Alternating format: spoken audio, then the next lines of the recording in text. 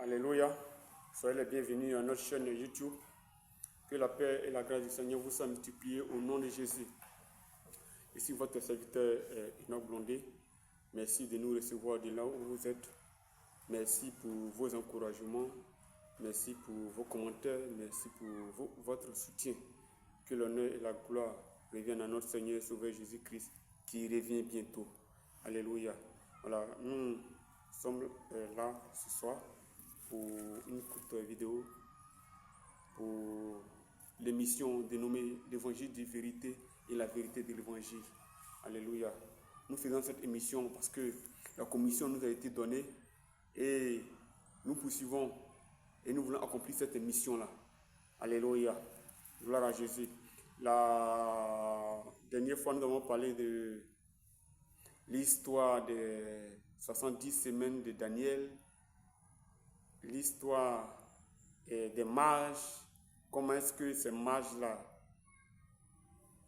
ont étudié, ont calculé, ont médité, ont réfléchi sur la prophétie donnée par Daniel quand Daniel était sur le territoire perse, parce qu'ils ont été déportés, tout le peuple d'Israël a été déporté, et Daniel, bon, on va dire par la grâce de Dieu, s'est retrouvé dans... Il est allé de palais en palais. Alléluia. De souverain en souverain, de suzerain en suzerain, de roi en roi, d'empereur en empereur. Alléluia. Parce que, comme je l'ai dit la dernière fois, là où un enfant de Dieu est, la grâce de Dieu y est. Alléluia. Même s'il peut se trouver dans la fosse lion, dans la fournaise ardente, en esclavage, en déportation, ceux qui craignent le Seigneur prospèrent. Et Joseph était en esclavage, mais une chose encore bouleversante, nous allons revenir dessus une prochaine fois. La Bible dit que Joseph était prospère, mais un esclave peut prospérer comment? Comment un esclave peut prospérer? Déjà tu es esclave, donc on va parler de prospérité dans ta vie, pourquoi?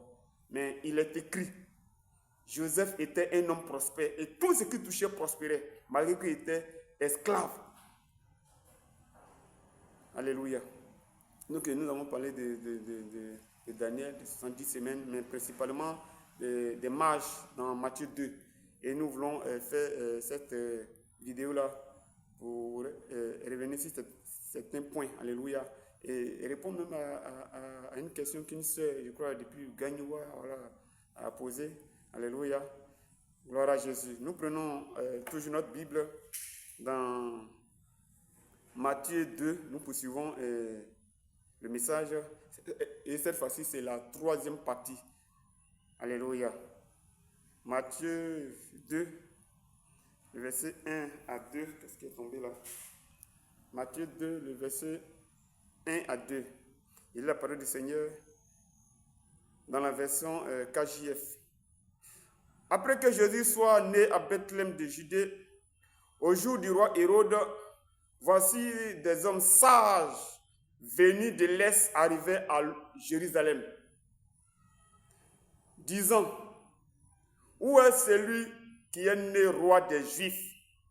Car nous avons vu son étoile à l'Est et nous sommes venus l'adorer. Alléluia. Dans la version KJF, voilà, la version KJF, c'est la version King James française. Voilà, les mages là, ici, on appelle les sages. Alléluia. Et dans la version 8 secondes, dans la version Oseva, dans bien d'autres versions, voilà, on dit les mages. Mais ici, dans la version anglaise, voilà, on dit les sages. KJF dit les sages. Donc les mages et les sages, la sagesse et la magesse sont de la même famille. Et c'est ces mages-là que Dieu utilise pour venir annoncer la naissance du Dieu vivant d'Israël. Dieu est né en chair et en os. Aujourd'hui, nous parlons de la naissance de Dieu. Mais après, nous allons parler de la mort de Dieu. Ce n'est pas la mort de Dieu, dont a parlé un philosophe désespéré, voilà, qui a dit Dieu est mort. Voilà. Et ça, j'appelle ça un philosophe désespéré. Voilà, ce n'est pas de la mort de Dieu dont ce philosophe a parlé, que nous avons parlé, mais c'est la mort de Dieu scripturaire, la mort de Dieu salutaire, la mort de Dieu. Si Dieu est né, certainement, Dieu va mourir en la personne de Jésus. Alléluia. Gloire à Jésus. Et mes frères, je crois que vous avez pris bien note, avez bien écouté. Merci pour ceux qui nous ont appelés, qui nous envoient même des messages, des vocaux sur WhatsApp pour dire vraiment ils ont été bénis par ces messages-là. Voilà, ça a été pour certains. Voilà, bon, tout est dans votre Bible. Je ne vais pas dire de révélation. Voilà, ça c'est pas Réma, c'est pas révélation, c'est la parole de Dieu. Alléluia. C'est l'évangile de vérité et la vérité de l'évangile. Gloire à Jésus. Ces mages-là sont arrivés à Jérusalem parce que Dieu est né sur la terre. Mais si Dieu naît sur la terre, la naissance de Dieu sur la terre a vraiment une proportion mondiale. Une proportion vraiment qui va aller jusqu'aux extrémités de la terre. Alléluia. Donc ces mages-là, et quand la Bible dit le retour de Jésus, l'une des dernières choses qui va se passer, c'est que la bonne nouvelle sera prêchée jusqu'aux extrémités de la terre. Alléluia. Donc ces mages-là sont quittés aux extrémités de la terre pour venir. Bien sûr, comme je l'ai dit dans la précédente vidéo, voilà, Daniel a eu un rôle important parce qu'il a fait école de sagesse, école de magesse, école d'astrologie, école d'astronomie. Et j'ai dit que c'était pour étudier le temps et l'espace. Parce que l'astrologie, c'est le temps, l'astronomie, c'est l'espace. Gloire à Jésus. Voilà. Mais, mes amis, je dis bien, ce n'est pas Réma, ce n'est pas révélation. C'est la vérité de l'évangile, c'est l'évangile de vérité. Alléluia. Tout est dans votre Bible. Aujourd'hui, nous sommes en 2025. Et les années passées, les années présentes, les années à venir, tout fait référence à Jésus. 500 ans avant Jésus, 2025 après Jésus, on va dire 2026 après Jésus, ou bien 2025. C'est le temps, on compte à partir de Jésus. Mais qui a mis le calendrier du monde à jour? Qui a remis à zéro le compteur du temps? Qui a fait ça? Demandez aux historiens, demandez aux étudiants en histoire, voilà, ou même demandez aux professeurs d'histoire. Ce n'est pas les faux professeurs, voilà. Demandez aux historiens. Bon, enfin, je ne dis même pas des historiens. Ceux qui ont étudié l'histoire. Parce que quand on dit historien, on fait beaucoup d'amalgames. Voilà. Mais je dis ceux qui ont étudié l'histoire, mais ceux qui enseignent l'histoire. Parce que quand on dit un historien, c'est celui qui a vécu les faits. Voilà. Mais aujourd'hui, bon, les gens disent historien parce qu'on a une maîtrise en histoire, on a un doctorat en histoire, on a une agrégation en histoire, on dit on est historien. Non. Vous avez étudié l'histoire, vous avez été instruit en histoire, vous enseignez l'histoire, vous n'êtes pas des historiens. Flavius Joseph, voilà, historien contemporain du Nouveau Testament. Luc, le médecin, il est l'historien de la parole de Dieu parce qu'il a marché avec les apôtres. Il était au temps de Jésus, ça c'est un historien, lui qui a écrit le livre de Luc et l'acte des apôtres. Il a marché les apôtres. Voilà. Bon, enfin, j'ai fermé la parenthèse. Ce sont les historiens même, ils sont ignorants de ça, ne le savent pas. Les étudiants, bon, je ne sais pas ce qu'on vous a dit. Comment le temps, le compteur du temps, le temps et l'espace, à partir de Jésus, tout a été remis à zéro. Ce sont ces mages-là, ces astrologues, ces astronomes, ces sages, ces mages qui ont mis le compteur du temps à zéro. Alléluia. Vous allez fouiller dans toutes les bibliothèques de ce monde, on ne vous dira pas. Parce que les gens ne veulent pas que la parole de Dieu prime. à l'école, prime dans nos universités, prime vraiment dans nos ministères, comment on appelle ça, ministère de l'éducation supérieure, ou même ministère de l'enseignement supérieur, ou même ministère de l'enseignement national. Donc, s'ils le savent, ils l'ont caché. Mais je ne crois pas même qu'ils le savent. Voilà, des historiens ignorants. Si ça là seulement, un professeur d'histoire a dit à un étudiant que ce sont les mages là qui ont mis le temps, le compteur du temps à zéro, c'est lui là vraiment, c'est que vraiment il a étudié l'histoire. Bon, je n'ai pas étudié l'histoire, mais aujourd'hui là, est-ce qu'on a besoin de s'asseoir dans un amphithéâtre pour étudier l'histoire? Voilà. Ce sont ces mages-là qui ont mis le compteur du temps à zéro. Ce sont ces mages-là qui sont quittés en Irak, Iran, et qui sont venus adorer le roi des Juifs, adorer Jésus avec de l'or, la mie et tout ce qu'ils ont envoyé. À partir de la prophétie de Daniel, ils ont dit, bon, ça, c'est un événement qui aura des proportions dans le temps et dans l'espace. Parce que Dieu est né en chair et en os. Et nous croyons cela. Et nous sommes venus pour l'adorer. Donc celui qui est né là, on va mettre le compteur du temps à zéro parce que quelque chose de nouveau est apparu sur la terre. Dieu qui a créé le ciel et la terre est descendu en chair et en os. C'est qu'à partir de la naissance de cet homme-là, nous remettons le compteur du temps à zéro. À partir de la naissance de cet homme-là, nous allons recalculer le temps et l'espace. Alléluia. À partir de la naissance de ce bébé Dieu-là, ou de ce Dieu bébé-là, à partir de cet enfant-là, c'est la nouvelle création, la nouvelle naissance, la récréation. C'est que Adam et Ève et tous ceux qui ont suivi ont détruit, ont renversé. Celui-là va venir restaurer. Voici pourquoi on appelle Jésus le nouvel Adam. Alléluia. Gloire à Jésus. De là où tu es, dis Amen. Oui, Jésus. Jésus.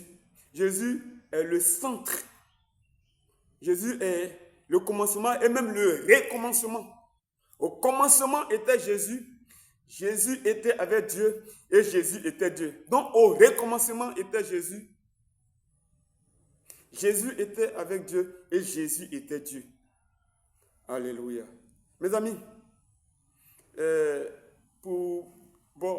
les étudiants en histoire, ou bien les historiens, les géographes, voilà. Pourquoi on dit histoire géo? Le temps et l'espace. Alléluia. Voilà. Donc ces mages-là, voilà, ce sont des personnes qui ont étudié le temps et l'espace. Astrologie, astronomie. Voici pourquoi on dit histoire géo, le temps et l'espace. Gloire à Jésus. Voilà. Donc vous les étudiants d'histoire, géographie là, interrogez vos professeurs. Peut-être ils ne le savent pas ou ils sont ignorants. Alléluia. Mais comprenez, vous comprenez. Et puis, vous posez la question dans vos amphithéâtres, dans vos lycées, collèges. Alléluia. Ce sont ces mages-là qui ont dit, aujourd'hui on est en 2025 là, à partir de la naissance de Jésus, ce sont ces mages-là. Ce sont ces astrologues, ce sont ces astronomes, ce sont ces sages. Alléluia. Réponds Amen là-bas. Je dis, ce n'est pas révélation, ce n'est pas rima, c'est la vérité de l'évangile, c'est la parole de Dieu, c'est l'évangile de vérité. Tout ça, non. Notre Dieu, il est bon, il est merveilleux. Vous connaissez la vérité vous éclairera, la vérité vous affranchira, la vérité vous guérira, la vérité, Jésus vous sauvera. Point final. Alléluia. Gloire à Jésus. Et ces mages-là, et puis écoutez, c'est de génération à génération, hein, ils ont considéré la prophétie des 70 semaines. Et la prophétie des 70 semaines, là, vraiment, c'est une date marquante. Voilà. Aujourd'hui, je dis ça, Mais dans une autre vidéo, nous allons revenir, même si la prophétie des 70 semaines là. Alléluia. Voilà, je suis en train de préparer. Moi-même, je dois préparer un message pour ça.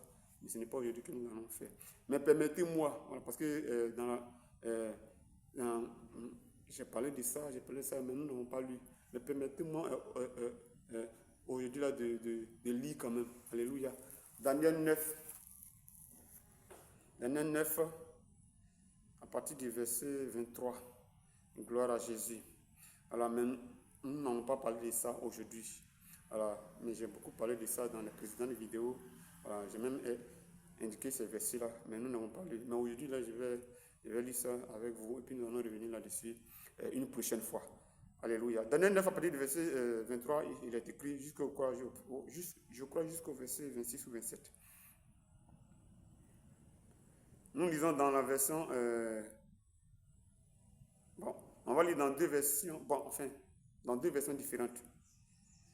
Dans la version KJF et puis dans la version Darby. Voilà Jésus. Je lis dans la version Darby d'abord. Au commencement de tes supplications, la parole est sortie. Et je suis venu pour te la déclarer, car tu es un bien-aimé. Comprends donc la parole et sois intelligent dans la vision. Verset 24. 70 semaines ont été déterminées sur ton peuple et sur ta ville sainte, pour clore la transgression et pour en finir avec les péchés, et pour faire propitiation pour l'iniquité, et pour introduire la justice des siècles, et pour sceller la vision et le prophète, et pour oindre le saint des saints. Verset 25. Sache et comprends, depuis la sortie de la parole pour rétablir et rebâtir Jérusalem jusqu'au Messie, le prince, il y a 7 semaines et 69 semaines et 62 semaines, la place et le fossé seront rebâtis, et cela en des temps troubles. Verset 26. Et après les 62 semaines, le Messie sera retranché et n'aura rien. Et le peuple du prince qui viendra détruira la ville et le lieu saint. Et sa fin en sera avec débordement. Et jusqu'à la fin, il n'y aura guère un décret de désolation. Voilà, nous allons lire dans la version KJF. Alléluia. Voilà, puis la prochaine fois, nous allons lire dans différentes versions et vous allez comprendre certaines choses. Alors, mais permettez-moi ce soir, voilà, comme j'ai dit que c'est une courte vidéo, après la lecture, voilà. Je lis dans la version KJF. Je lis la version KJF, c'est la version française de la King James. Voilà.